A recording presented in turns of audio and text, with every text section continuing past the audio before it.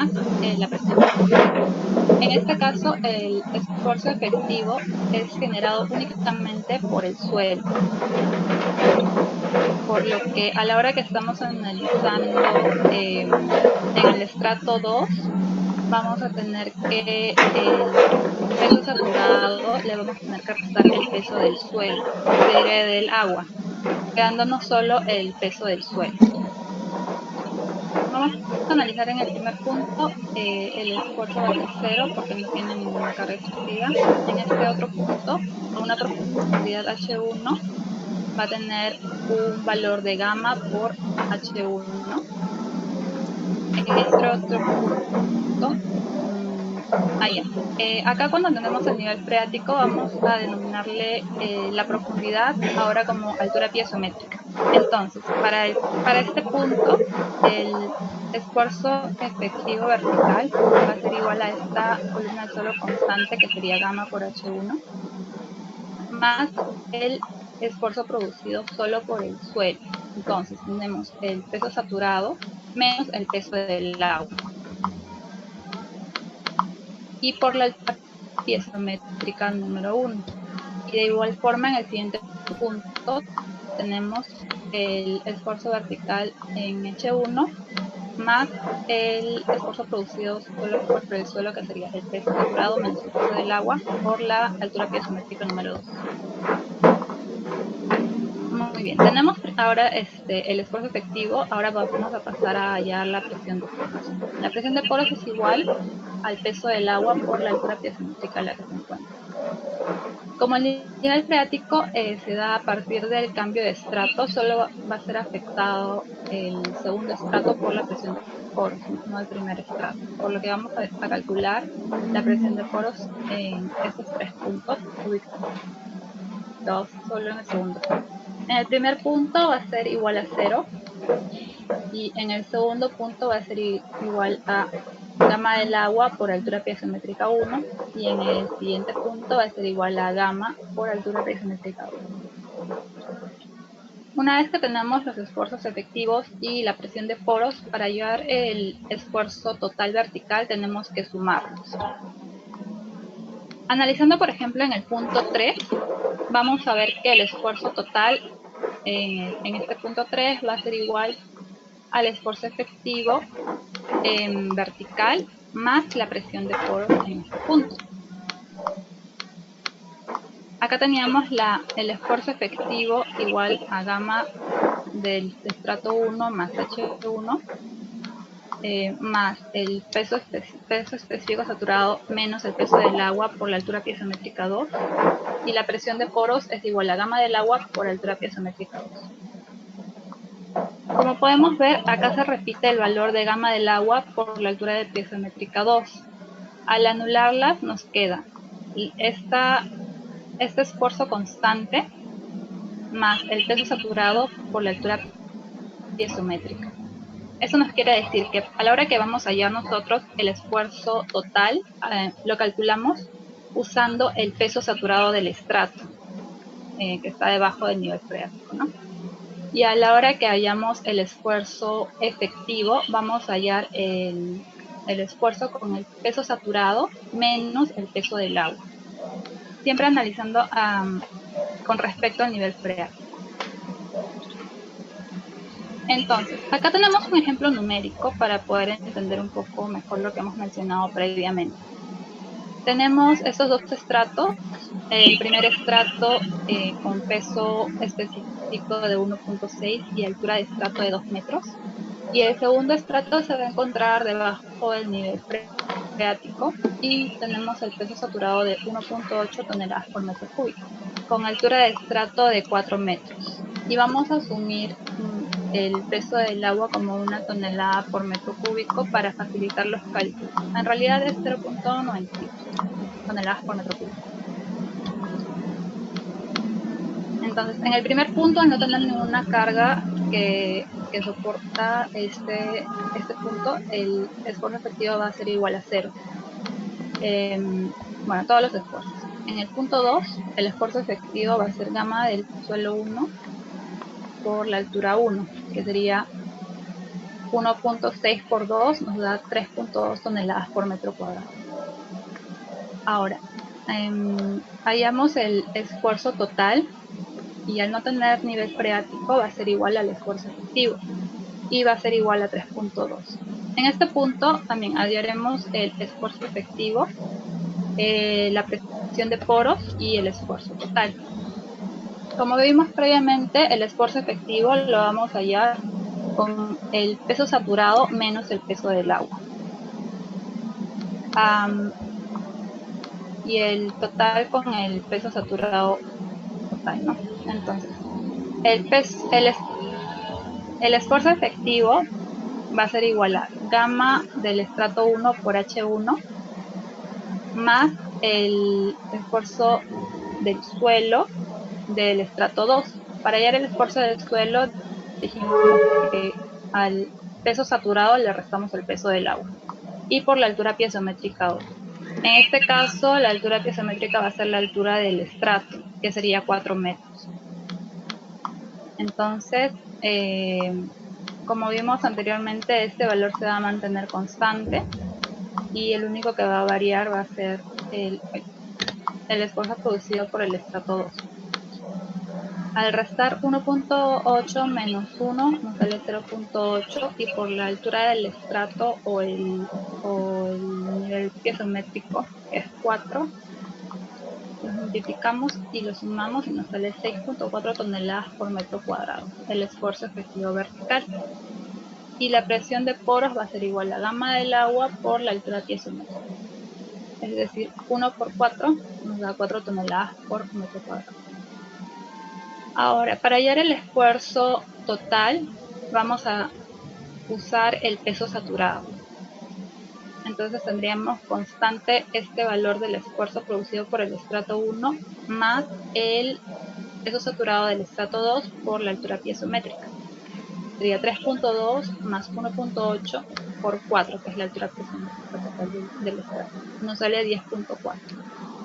Podemos corroborar que este valor es correcto debido a que el esfuerzo total es igual al esfuerzo efectivo más la presión de poros. En este caso, 6.4 más 4 nos da 10.4. Entonces hemos calculado correctamente. Ahora pasamos a los empujes de tierra horizontales. Como vimos la clase pasada, nosotros al excavar, por ejemplo, esta parte del suelo, la pared de suelo AB va a tender a irse hacia la izquierda, lo que va a generar que el suelo que quede se encuentre en un estado activo, es decir, va a estar va a encontrarse en un estado activo y trabajando a tracción.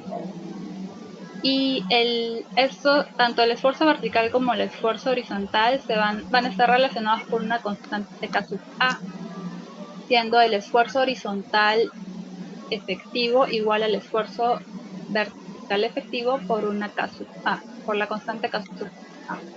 Es por eso que previamente habíamos hallado tanto el esfuerzo vertical efectivo como el esfuerzo total. Hicimos la diferencia para poder entender bien esta parte. El esfuerzo, el único esfuerzo que va a ser multiplicado por este caso A va a ser el efectivo más no el total. Eso es algo que tenemos que tener bien claro. Entonces, podríamos decir que el empuje de tierras va a ser igual a gamma del estrato que estemos analizando, H, que es la profundidad a la que estamos viendo el punto, y el caso A, que va a depender del ángulo de fricción. Previamente en la clase anterior habíamos visto que el caso A va a ser igual a la tangente cuadrada de 45 menos y medio, y va a ser un parámetro de correspondiente a cada suelo. Acá vamos a ver, por ejemplo, un ejemplo numérico también para un estrato. Estas son las características de este estrato. Tiene peso específico de 1.6 toneladas por metro cúbico, un K sub A de 0.3 y una altura de estrato de 2 metros. Entonces, el esfuerzo horizontal va a ser igual a gamma del suelo por la altura del estrato, que sería 2, y por el caso A de 0.3. Nos da un esfuerzo horizontal de 3.2 y acá es por 0.3. Acá me equivoqué. Es por 0.3 en realidad el esfuerzo horizontal. Ya. Y a la hora de hallar el empuje total de esta columna del suelo, simplemente tendríamos que hallar el área del diagrama de esfuerzos, que sería el esfuerzo máximo de 3.2 por la altura de 2 y entre 2, que sería el área del triángulo, ¿no? Y nos sale un empuje total de 3.2 toneladas por metro de ancho analizado.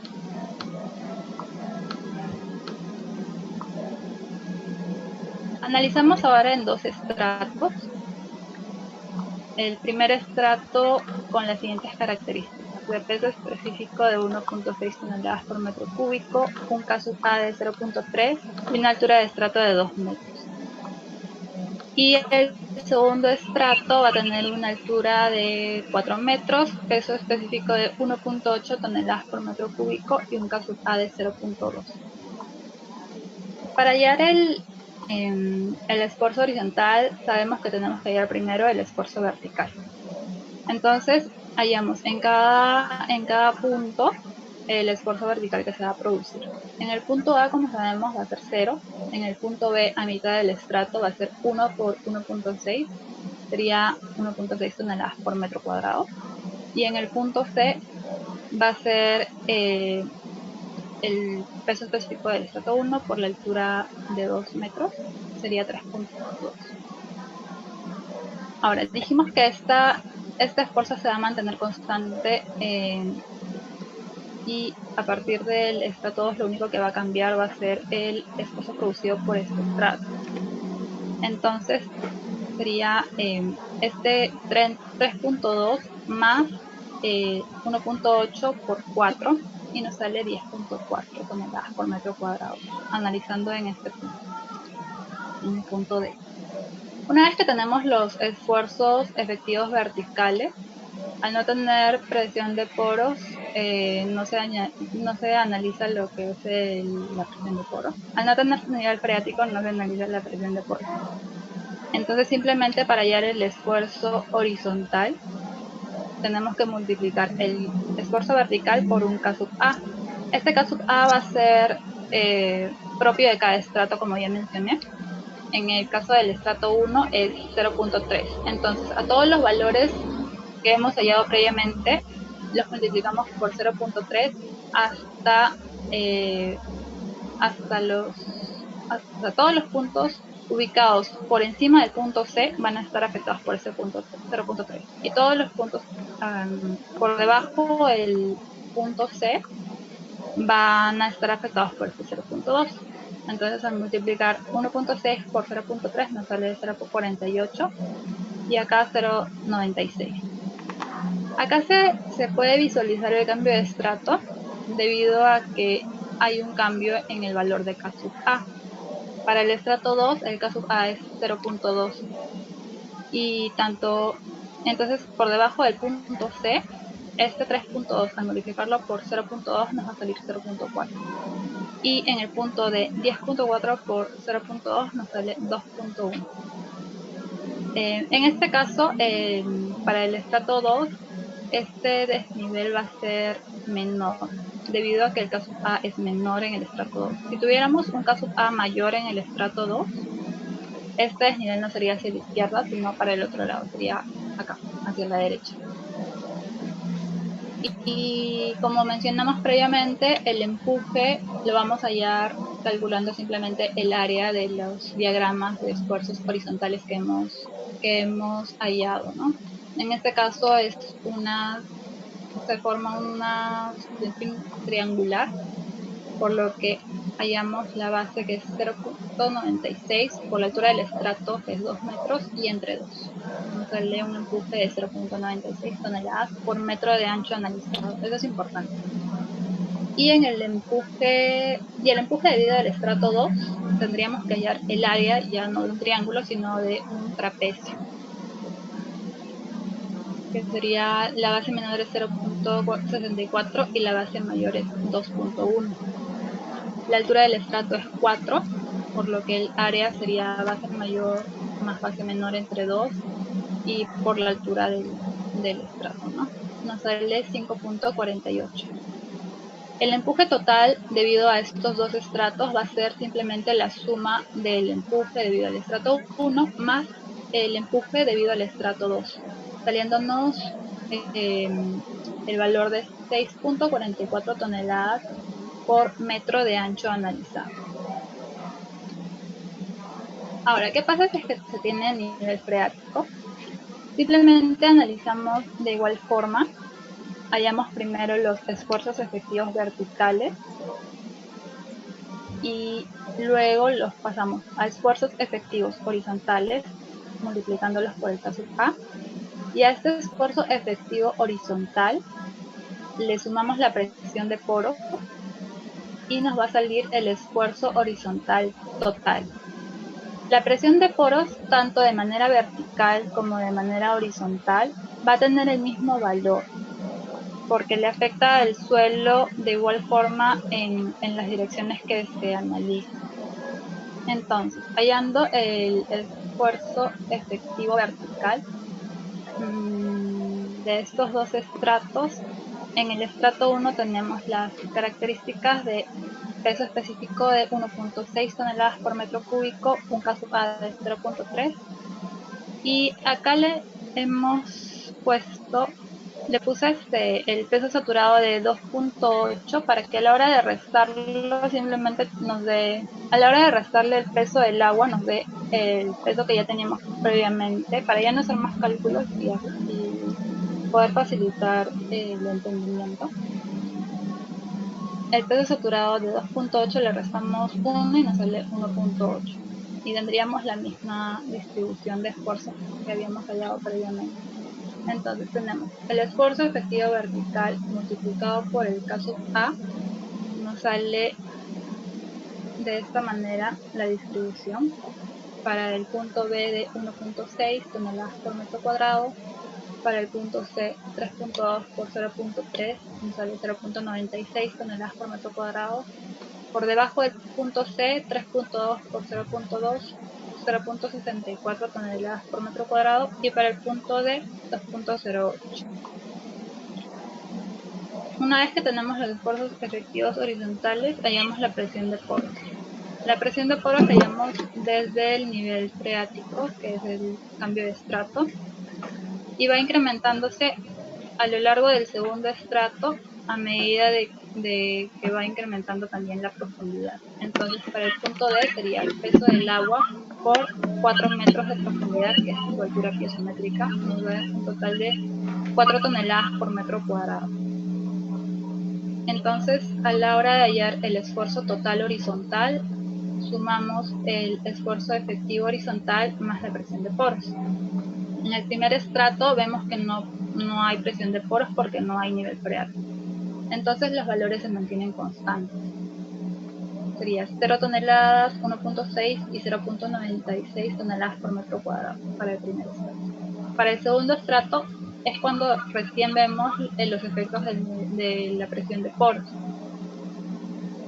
Y sumando estos dos diagramas nos sale 0.64 y se va incrementando hasta llegar a un valor de 6.08 toneladas por metro cuadrado, que sería la suma de 2.08 más 4.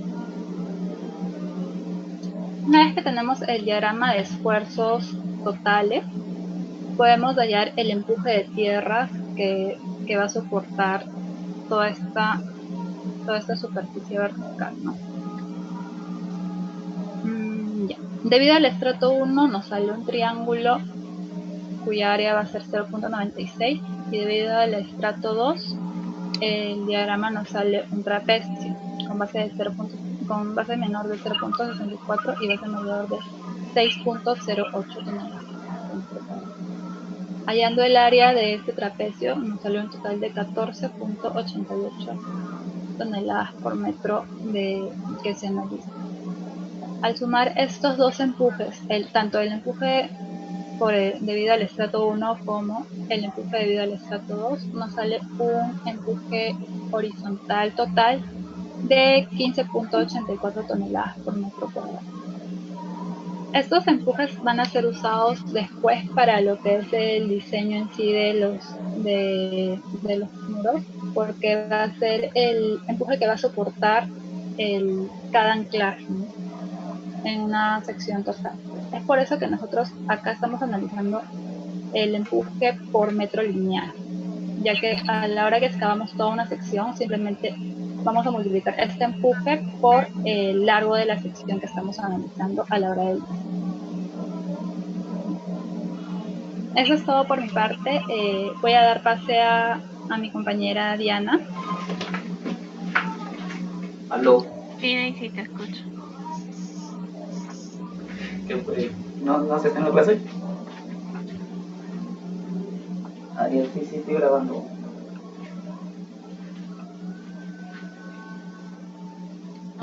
Bueno, buenas noches con todos. Mi nombre es no. Diana Camayo y soy parte también del área de ingeniería. Para continuar con la explicación de Daisy, ella ya realizó el empuje cuando se tiene un nivel freático. Nosotros vamos a continuar haciendo el diseño para un anclaje con un ejemplo de 2 estratos en este caso. Pero para entender primero lo de empuje y del muro de contención, acá vamos a hablar de los principales tipos de muros de contención. Y para esto tenemos que tener en cuenta, por ejemplo, si tenemos un talud de esta forma o como la forma que se encuentra en estos diagramas, ¿no? Más o menos un talud de esta forma. Y los empujes más o menos que hemos visto también en la explicación anterior, el diagrama o la forma en cómo va a tener, más o menos tiene una forma parecida a esta forma. Y los empujes van a estar aplicados hacia afuera. Entonces van a tener unas tensiones de este diagrama, más o menos de este diagrama. Y para poder contener estos empujes, por ejemplo, acá tenemos varios tipos de muros de contención. El primer caso viene a ser un muro de gravedad, que básicamente es como una representación de estos diagramas para poder contener el empuje de todo el terreno que va existiendo. Entonces, más o menos el muro va a tener esta forma. Es por eso que tiene una forma un poco más ancha en la base que en la superficie, en la base superior. Y también va a estar un poco enterrado al terreno, porque también se van a aplicar tensiones verticales. En cambio, para el muro hincado, en este caso también se va a tener un muro, pero a diferencia del muro de gravedad, va a tener que estar enterrado a una profundidad, ya que a pesar, o sea, de la misma forma, ¿no? Acá van a haber tensiones que se van a aplicar de esta forma, que básicamente vienen a ser del terreno, pero para este lado también van a haber tensiones. Entonces, para evitar un volteo, se tiene que calcular una profundidad requerida, una altura, que vamos a ponerle como altura 2, que va a necesitar estar enterrado este muro hincado. Esto sería el segundo caso. Para el tercer caso se tiene un muro de gravedad armado, que básicamente viene a ser el mismo que el primer caso, ¿no? Que básicamente acá tenemos la distribución de las tensiones, el diagrama va a ser de esta forma, pero aparte, para contrarrestar esta distribución de tensiones netamente del terreno, tiene esta forma, ¿no? Más o menos la similitud en los diagramas. Pero aparte tiene un talón que va a soportar las tensiones en sentido vertical, netamente también del terreno. Asimismo, por la base se van a aplicar tensiones. Y finalmente, que sería el caso 4, analizamos los muros de contención, que son muros de concreto armado que van a ser tensados mediante un anclaje. Y ya hemos visto también el proceso constructivo para el anclaje. Primero se perfora, luego se inserta el anclaje, se inyecta la lechada, se espera unos días a que llegue a su resistencia máxima, se apertura el paño, se pone, se coloca el armado de acero, luego se hace un vaciado y después también se espera que llegue a su resistencia requerida más o menos en 7 días para posteriormente tensar el anclaje. Entonces ya cuando se tensa el anclaje, acá ya está trabajando el anclaje y también el muro de contención, o sea, trabajan a la par los dos. Y este sería el caso 4. Entonces, de la misma forma, ¿no? Analizando el anclaje, este viene a ser un anclaje temporal que va a estar aplicado solamente en construcciones temporales, en lo que dure la construcción de los sótanos.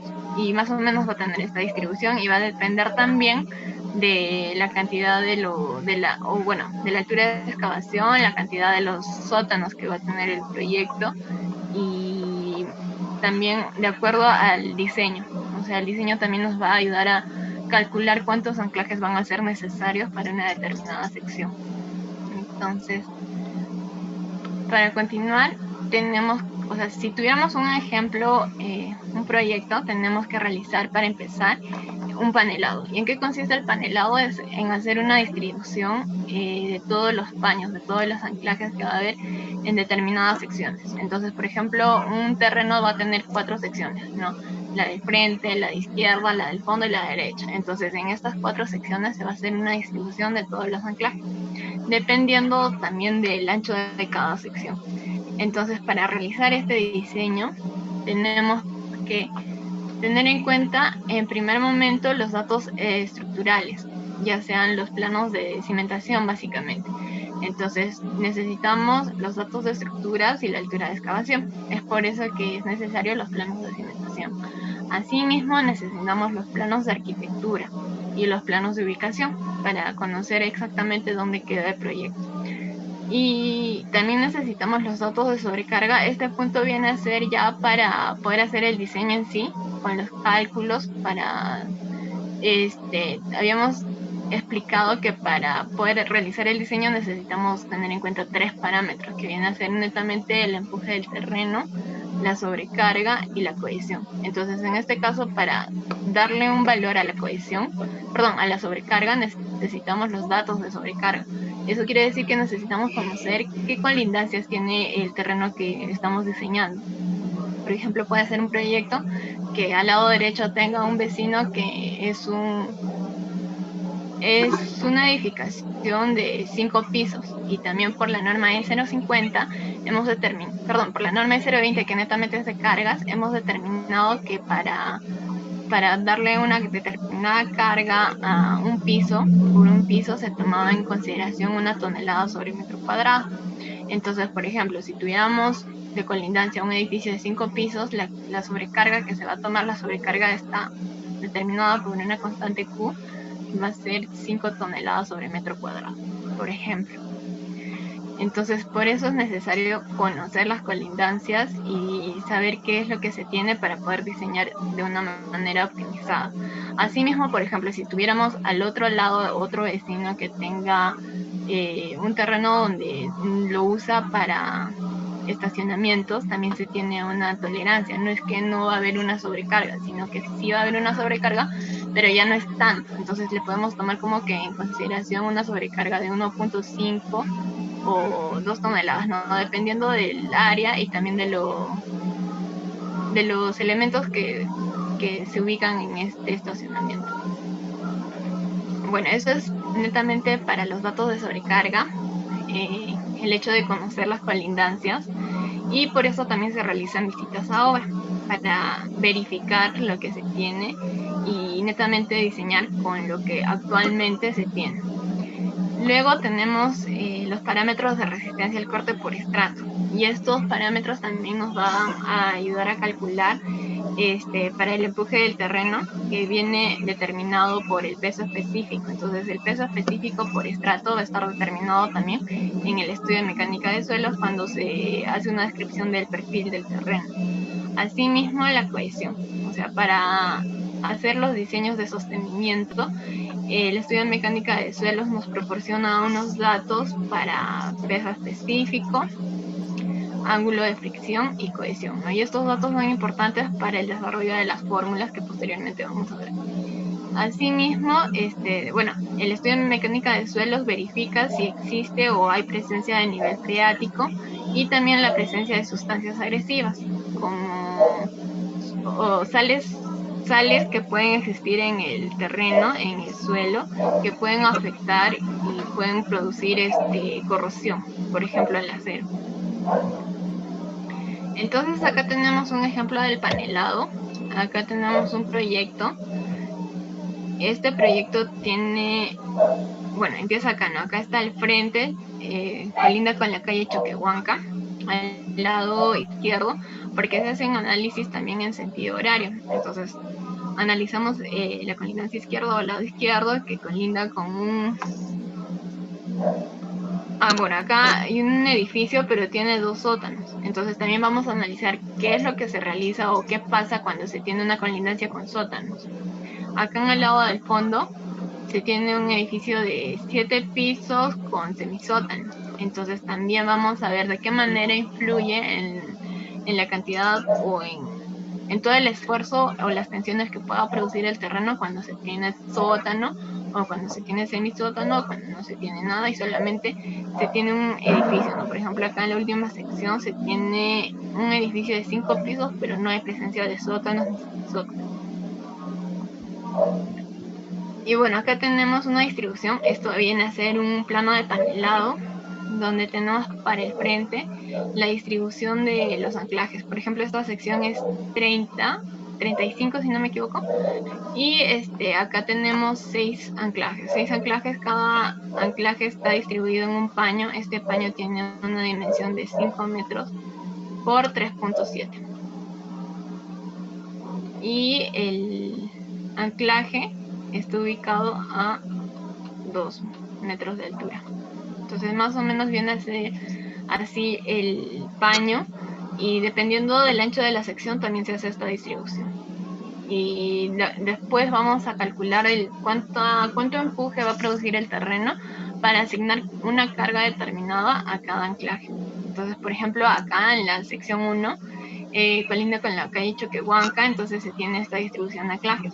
Para la sección 2 es el lado izquierdo, donde se tiene un edificio de 10 pisos con semisótano y 2 sótanos. Entonces acá también cada sótano va a tener una altura de 3 metros, pero se tiene un semisótano. Entonces el semisótano tiene una altura de 1.5 y los 2 sótanos que sería 3 metros y 3 metros. Entonces, sumando todo esto, vamos a determinar que ya no va a haber espacio en la excavación que se va a realizar para este proyecto para poder incluir acá anclajes, ¿no? Cuando se tiene semisótanos o sótanos, ya no iría el caso de anclaje. Y asimismo se tiene para las siguientes secciones. Ahora, para realizar el análisis por deslizamiento, vamos a tomar en cuenta los 3 parámetros que les mencioné anteriormente, que vienen a ser el empuje netamente de tierras, el empuje de tierra, la sobrecarga y la cohesión. Entonces, para esto vamos a tomar el mismo ejemplo, pero acá tenemos ya un resultado del estudio de mecánica de suelos en el que nos detalla que el primer estrato tiene un espesor de 3 metros y el segundo estrato va hasta la altura de menos 5.15, hasta lo que se está estudiando. Todo el nivel de excavación que tiene este proyecto es de 8.15. Entonces, acá tenemos también, de acuerdo al estudio de mecánica de suelos, los datos para el primer estrato, que viene a ser grava medianamente densa y subyaciendo se tiene grava densa hasta el nivel que se ha estudiado. Tenemos el peso específico para cada estrato, tenemos la cohesión, tenemos el ángulo de fricción también y el Ka, que viene a ser un resultado del ángulo de fricción. Recordemos que el Ka es igual a la tangente al cuadrado de 45 menos pi medios. Entonces, en este caso tenemos un K independiente para cada estrato, porque va a depender del ángulo de fricción. Entonces, esto podemos hallarlo. Y más o menos, si vemos de perfil las secciones, vamos a tener un corte de esta manera y vamos a determinar cuánto va a ser el empuje lateral. O sea, más o menos de esta forma va a estar distribuido los empujes de todo el terreno. Para el primer estrato y también para el segundo estrato. Más o menos así. Y esto va a depender también de los cálculos que vamos a realizar a continuación. Entonces acá podemos saber que el nivel máximo de excavación es a menos 8.15. Entonces vamos a empezar por la sección 1. La sección 1, acá tenemos los datos en la esquina superior, que es el frente y colinda con la calle Choquehuanca. El ancho de la sección es 30 y la altura es de 8.15. la altura de excavación. Entonces acá vamos a tener los diagramas que vienen a ser de empuje de tierra, y tiene esta fórmula que va a depender del peso específico 1 por la altura 1 y por el coeficiente activo, porque estamos trabajando para empuje activo, para el coeficiente activo 1. Y esto viene a ser los empujes del primer estrato. El primer estrato tenía un espesor de 5 metros, de 3 metros si no me equivoco, de 3 metros. Entonces en 3 metros vamos a encontrar esta distribución de tensiones. En la sobrecarga tenemos la fórmula de Q, que viene a ser la sobrecarga por el coeficiente activo 1. En este caso, como colinda con la calle Choquehuanca, le vamos a poner un Q que va a ser igual a 2 toneladas sobre metro cuadrado, porque de la misma forma vamos a tener cierta consideración, ya que en este frente se pueden estacionar los mixers, los volquetes y las maquinarias necesarias para la ejecución del proyecto. Entonces por eso le tomamos una consideración de 2 toneladas sobre metro cuadrado. Y bueno, acá reemplazando los datos vamos a tener los valores que anteriormente habíamos mostrado para el coeficiente activo, y tenemos el resultado de 0.5. Asimismo tenemos la cohesión, solamente que la cohesión va a estar aplicada en un sentido contrario, porque únicamente es un parámetro de suelo. Y esto va a ayudar a que el suelo esté más estable. Entonces la fórmula la tenemos acá, que es 2 veces la cohesión por la raíz cuadrada del coeficiente activo. Entonces, de la misma forma, reemplazando los datos que ya tenemos para cohesión y para el coeficiente de empuje activo, vamos a tener un resultado de 2. Entonces, lo que posteriormente vamos a realizar es hacer la superposición de los diagramas. Vamos a hacer una suma geométrica y vamos a tener más o menos este resultado, ¿no? Entonces, acá, por ejemplo, estamos superponiendo, acá tenemos la distribución de las tensiones de la sobrecarga. Acá tenemos la distribución de los empujes de tierra, las tensiones de empuje de tierra, que están para un sentido, ¿no? Que tienen la aplicación para un sentido. En cambio, la cohesión va a estar en un sentido contrario, y esto lo vamos a superponer. Cuando lo superponemos, nos va a salir un diagrama de esta forma, y el resultado va a ser este área que se ha sombreado. Solamente que acá en la parte superior tenemos a la cohesión que se está aplicando en este sentido. Y anteriormente habíamos hablado de que la cohesión solamente se va a activar si existe una fuerza externa. En este caso no existe una fuerza externa que esté activando, por decirlo, la cohesión. Entonces simplemente vamos a trabajar con este diagrama resultante, que viene a ser el triángulo inferior. Entonces, ya habiendo reemplazado los datos, vamos a tener el resultado numérico para el empuje de tierra, para la sobrecarga y la cohesión. Y cuando lo sumamos, vamos a tener el resultado de la base, ¿no? De 0.08 toneladas sobre metro cuadrado. Y por semejanza de triángulos también, acá le puedo poner un valor de A, y este valor de la otra altura va a ser 3 menos A, porque toda la altura de este primer estrato es de 3 metros. Entonces más o menos tenemos esta distribución para las alturas. Y por semejanza de triángulos, si tenemos el valor de la base en el triángulo superior y la base en el triángulo inferior, podemos calcular cuánto vale A. En este caso, acá ya se tienen los resultados. Para el triángulo superior se tiene una altura de 2.85 metros, mientras que para el triángulo inferior se tiene una altura de 0.15 metros. Y el resultado va a ser este diagrama, el área, y calculando, teniendo ya los valores de la base y la altura, podemos calcular el área del triángulo, que viene a ser base por la altura entre 2. Y tenemos este resultado de 0.006 toneladas sobre metro. De la misma forma, acá estamos analizando solamente por 1 metro de ancho, porque posteriormente, cuando tengamos toda la fuerza que se va a estar aplicada, toda la tensión resultante que va a estar aplicada hacia el talud, se va a dar por 1 metro de ancho. Y conociendo todo el ancho de la sección que estamos analizando, podemos calcular cuánto va a ser toda la tensión que se está aplicando en ese área. Entonces, acá de la siguiente forma estamos analizando para el segundo estrato. El segundo estrato en este caso tiene una altura de 5.15. Entonces, aquí le voy a poner 5.15 para la altura 2. Este primer diagrama viene a ser las tensiones del primer estrato que están influenciando en el segundo estrato. Es por eso que tiene esta forma, y la fórmula es de la siguiente forma: peso específico 1, porque viene a ser el primer estrato, por la altura 1, por el coeficiente activo 2, porque el coeficiente activo 2 es porque ya se encuentra en el segundo estrato, pero es la influencia del primer estrato sobre el segundo estrato. Estas son las tensiones que nos va a causar eso, por lo que tiene esta forma rectangular. En cambio, cuando ya vemos netamente las tensiones del segundo estrato, tiene esta forma triangular y viene a ser peso específico 2 por la altura 2 por el coeficiente activo 2. Entonces, así también reemplazamos los valores que hemos mostrado en una primera diapositiva y podemos tener los resultados numéricos. Asimismo, también para la sobrecarga. La sobrecarga no va a variar, entonces va a ser 2 veces por el coeficiente activo. Me refiero a que el valor de Q no va a variar, va a seguir siendo 2 toneladas sobre metro cuadrado. El el coeficiente activo 2 es de 0.24, entonces acá reemplazamos los valores y nos va a dar el resultado numérico. De la misma forma para la cohesión, ¿no? Acá también la fórmula viene a ser 2 veces la cohesión sobre la raíz cuadrada del coeficiente activo 2. Acá lo único que va a variar va a ser el K.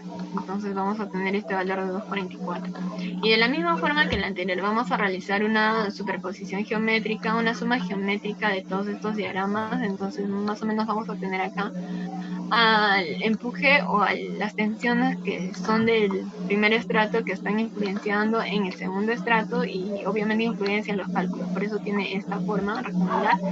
Aparte, acá tenemos la sobrecarga y acá tenemos al empuje de tierra, netamente del segundo estrato.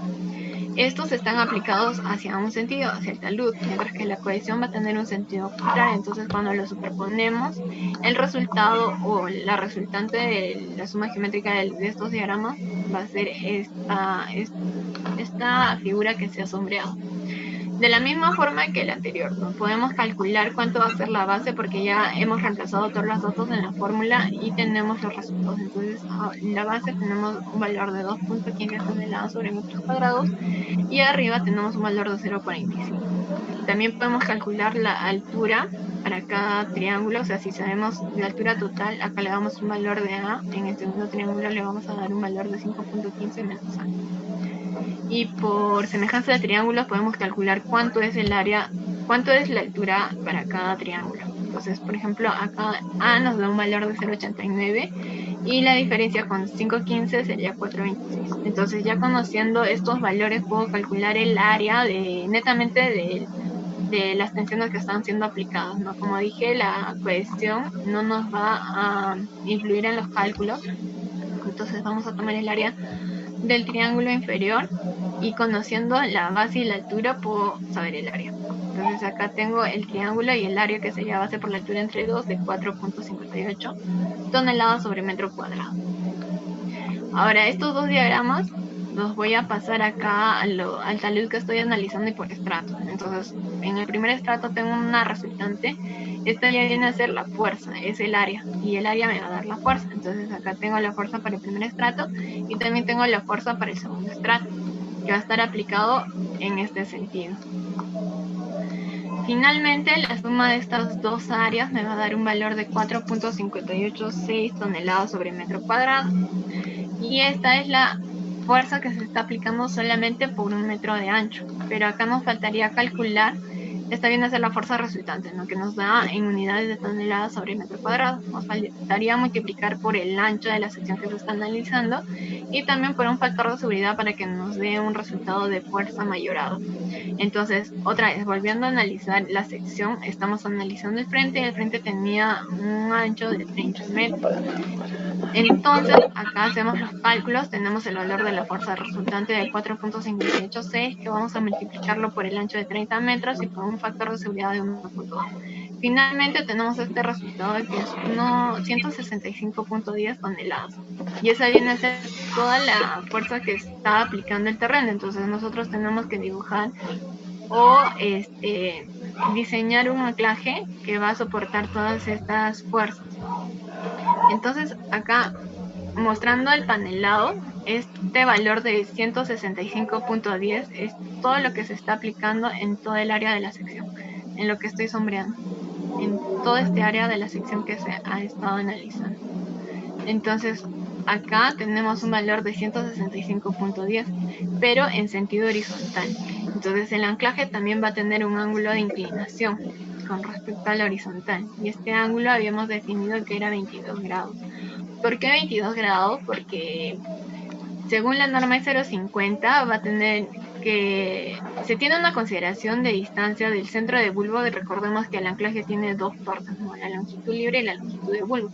En la parte de longitud de bulbo es la distancia del centro del bulbo hacia la superficie, que en este caso vendría a estar por acá. Esta distancia debe tener un valor mayor a 4.50. Y cuando se tiene una inclinación de 22 grados, este valor es igual a 4.53, si mal no me equivoco. Y más adelante, cuando hagamos cálculo para longitud libre, se va a detallar a profundidad de esto, pero por esta razón es que se tiene un ángulo de inclinación de 22 grados. Es por eso que cuando ya tenemos la fuerza resultante mayorada en sentido horizontal que se va a estar aplicando en toda el área de la sección, vamos a tener que realizar una descomposición vectorial de esta fuerza para saber cuánto netamente está influyendo en el anclaje. Entonces, por eso acá tenemos el resultado de la fuerza mayorada, y para hacer la descomposición vectorial vamos a dividirlo entre el coseno de 22. El coseno de 22 viene a ser un valor de 0.93 aproximadamente. Dividimos estos valores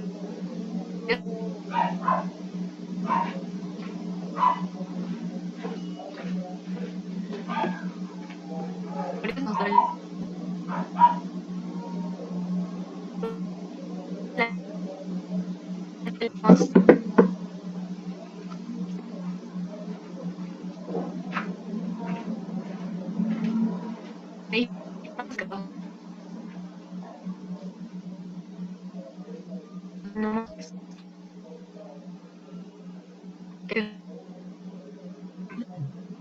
Diana. Diana.